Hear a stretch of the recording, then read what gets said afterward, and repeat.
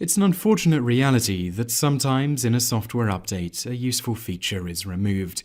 This was the case with the Table of Contents feature in PowerPoint 2010.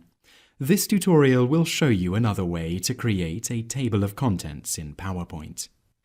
Open the presentation that you want to add the table of contents to. Here we have a very simple 4-slide sample presentation. In the Slide Overview panel on the left, click in between the first and second slide and click the drop-down part of the New Slide icon in the Home tab. Choose the Title and Content option. On the new slide, enter a title, such as Presentation Overview. Now, using the slide navigation pane, click on the next slide and copy its title.